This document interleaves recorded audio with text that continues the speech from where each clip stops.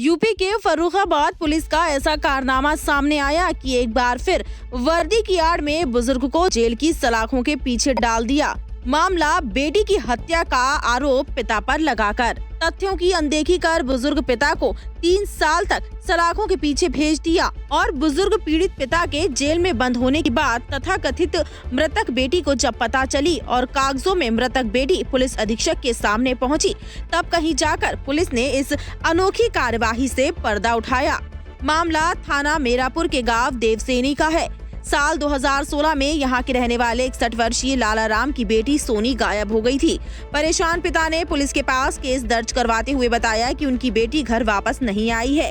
पीड़ित पिता पहले कई दिनों तक पुलिस के चक्कर काटता रहा, लेकिन जब पुलिस ने कोई कार्यवाही नहीं की तो आखिरकार खाकी ने ऐसी दास्तान लिख दी कि गायब बेटी का पिता ही जेल पहुँच गया। जानकारी के मुताबिक पीड़ित पिता ने ग्राम के ही ओंकार, अजब सिंह, बिशन दयाल, संतोष और संतोष देवी पर संदेह जाहिर करते हुए लिखित तहरीर वर्ष 2016 में दी थी, लेकिन पुलिस ने उल्टा पिता को ही जबरन आरोपी बनाकर बेटी की हत्या के आरोप में 302 धारा के तहत चार्जशीट कोर्ट में दाखिल कर दी। विवेचना तत्कालीन इंस्पेक्टर सुनील कुमार और एसआई मोहम्मद आसिफ के जिम्मे थी। दोनों पुलिस कर्मियों ने विधि व्यवस्थाओं को ताक में रखते हुए बता दिया कि सोनी की हत्या हो गई है और लाला राम ही उसका हत्यारा है। कोर्ट में चार्जशीट भी दाखिल कर दी गई। लाला राम को अपनी ही बेटी के कत्ल में निरपराध होते हुए 3 सालों की जेल हो गई। कुछ समय बाद जब बेटी को ये मालूम हुआ कि उसके पिता जेल में हैं, तो वह पुलिस के पास पहुंची और खुद को जिंदा साबित करते हुए अपनी मर्जी से घर छोड़ने की बात कबूली। इसी के साथ सोनी ने पिता पर से झूठा केस हटाने की गुहार भी लगाई। बेटी ने पिता पर लगे आरोपों को जब जिले के पुलिस अधीक्षक के सामने साबित किया कि वह मुर्दा नहीं जिंदा है और वह अपनी मर्जी से घर छोड़कर गई थी, तब कहीं जाकर कोर्ट ने जेल में पीड़ित पिता को जेल से रिहाई दी। 26 मई 2020 को सोनी ने एसपी के सामने प्रमाण पत्र और शपथ पत्र देकर खुद को जीवित बताया था। एसएसआई मोहम्मद आसिफ और इंस्पेक्टर सुनील कुमार ने ये जानते हुए कि सोनी जीवित है, कुटरचित प्रपत्र विपक्षियों के इशारे पर तैयार कर गवाहों पर दबाव बनाते हुए न्यायालय में धारा 302 की फर्जी चार्जशीट दाखिल कर दी थी। अब कोर्ट ने पूरे मामले में गंभीरता पूर्वक सुनवाई की है और बेटी सोनी को कोर्ट के सामने पेश होने का फरमान जारी करते हुए पीड़ित लाला राम की याचिका को स्वीकार किया है और आरोपी पुलिस कर्मियों समेत सभी ग्राम निवासी ओंकार, अजब सिंह, बिशन दयाल, संतोष और संतोष देवी पर मुकदमा दर्ज कर कोर्ट को अवगत कराने के आदेश दिए हैं।